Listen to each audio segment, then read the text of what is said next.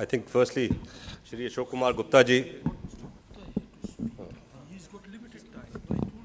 Secretary Defence Production, Shri Muralidhar Rao ji, General Secretary BJP, ladies and gentlemen, I'll just give you a straight, I think Colonel Rao, Colonel Kuber covered a lot of areas that need to be looked at, and he covered those 4 topics. Actually, he had, I was also supposed to speak on the similar topic, but I'll give you a basics of what we are looking at from Mahindra's point of view. I'll just say this. Firstly, before I start this, just a point on self-reliance and beyond. There is I will just say this point because I was in army, and anybody who's been in army, you always write, we used to write for various phases, orders later. You know, orders later never came. Nobody knew what the orders later were. I think when you say beyond, we need to say it's sustainable. For that word, we need to write sustainable. How are you going to make this industry sustainable? Because once it takes roots, there is only one customer, and a major customer is your government. And how are you going to carry on for next, not for 10, 15 years that we talk about, maybe for next 100 years. And that is more important today. How we set this industry in the correct perspective.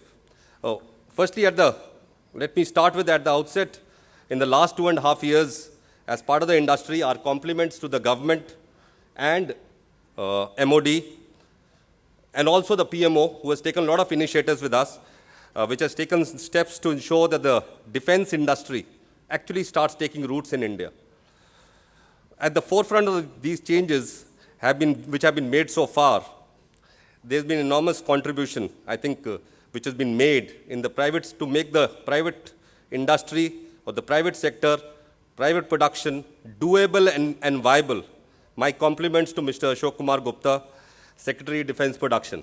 I think he's held our hand at number of places, and you people, I think the people who have been attending these conferences with him are aware that amount of work that he has done to ensure that the stage that we are in, at a takeoff stage, how we have reached that stage. That started with the ease of licensing and level playing field. More recently, the changes which have been made in the DPP 2016, which is a push towards indigenization, easing export regulations on defense equipment, and most importantly, recognizing the Indian industry that it needs to play a major role if India needs to meet its goal of achieving self-reliance. That is when we talk about 70% of the needs to be met from within, from the current 30% levels. That is through a push in Make in India. From the industry perspective, I'll just say this, that while the first phase is over, there is only one thing which is missing today, is the orders.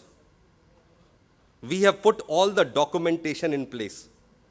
Everything, these policies will be made changes as the situation demands as we go forward. But today, to ensure that the routes become permanent, we require orders. And that is where we have been looking at the government to release orders. And that is where we are in discussions with the government, how they can give us orders to start. To start this, I can say this, Indian Defense Forces today, if you look at the state-of-art equipment, it's about 15 to 20%. Their matured equipment is about 35 to 40%, and obsolescence equipment is ranging between 40 to 50%. So these figures have been shared at numerous forums by the Indian Defense Forces, and that is a cause of concern. So where does the opportunity, let's start with the opportunity, where does the opportunity lie? Usually, what Colonel Kuber covered, it's the capital projects when you look at obsolescence. Obsolescence have to be replaced. They cannot be carried forward further. So that's the major area when anybody says that a capital procurement has to take place, it is to replace those obsolescence equipment, because that has been approved by the government. Are we reaching that stage? That's a question where the orders need to flow. And that is what will actually ensure that the capital routes, that is your design, development, and manufacturing takes roots. I'm not only talking of production. I'm talking of design, development, and manufacturing takes roots. Very important. Because here and after, this is the phase that we are going through where I think more than 50% of the equipment of the Indian Defense Forces will change in next 10 to 15 years, because that is how you're going towards it. And because last 30, 40 years, we didn't do anything much to change the equipment. Now is the stage that we cannot carry forward that equipment. So there is a need to ensure that these equipments are sourced from the Indian industry. And that is where the orders should flow. Second point is we have talked about the SP. How do we kickstart? SP was talked about. I think it lost its way somewhere. It's been, I think we started earnestly in the month of May, June. And somewhere in the month of September, after the initial euphoria which was there, we lost way and we did not carry it forward. Nothing much has been heard. What happens next? Because SP was one where in each category we were looking at, while there is a prime which is selected, but down below we create an ecosystem. That ecosystem becomes viable for at least that period. And that ecosystem requires to be made now. We cannot keep waiting and waiting, because all major primes, I can tell you today, whether it's Mahindra's, L&T, Tata's, we have invested a whole lot of money into the system to ensure that we can create that ecosystem. And that's our experiences of what we are carrying forward from our parent companies, how we have created that ecosystem for our parent companies. I think we can create that ecosystem for everybody, from first year, second year, and component manufacturers, that's MSMEs, can contribute. That's an area that we need the government, if the government can give us a push in that direction, I think it will help. Next, I will also talk about major point is your MRO systems today. Today, MRO, if you look at in the defense forces, the MROs are based on, it's based on 70s organization, where everything was done in-house because there was no industry. And that industry, today the industry exists. And that MRO, but the MRO has not been taken off from the defense forces. That is the first point that we need to put. When you look at your revenue element, at least 20,000 crores goes into that MRO stage. And that can start the Indian industry, because that's the phase that we can look at and start doing some work. That has not come through. It's an incident. I will tell you from my experiences in Army, in 90s, when I was appearing for Staff College, and there was something we talked about was the modified logistics system. All those people who've been in defense forces. And that modified logistics system just stated that all for the formations which were within India, they were looking at that you can source everything from your repair, and overhaulings were done from the dealers who were located close by to your locations. And you had to reduce your EMEs and other services so that you could reduce them. That is one that started. But second incident, I'll tell you, in 2008, a person came to us from MOD, and he was doing some study on it.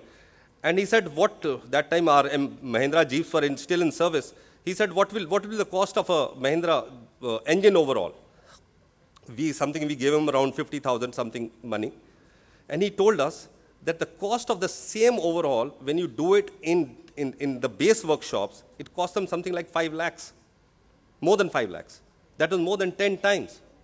And that is an area today when you look at it, if we can start today, government can start today of starting the MRO systems within the industry, I think there is an opportunity for the industry to take off.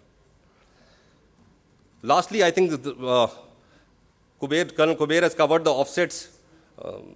Yes, offsets are an important part which need to be sourced from India. There are various ways to it.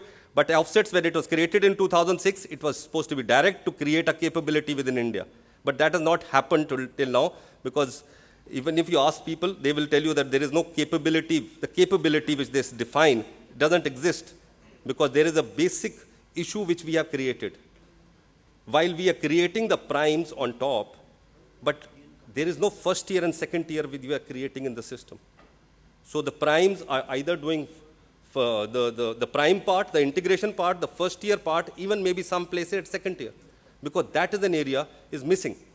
Because if you look at Lockheed Martin, Boeings and BAEs, BAEs and GD and all these bigger companies, They are primes, but down below, when you look at them, there are Raytheons, L3 Communications, and Honeywell, and all those are first tiers, and they are major players.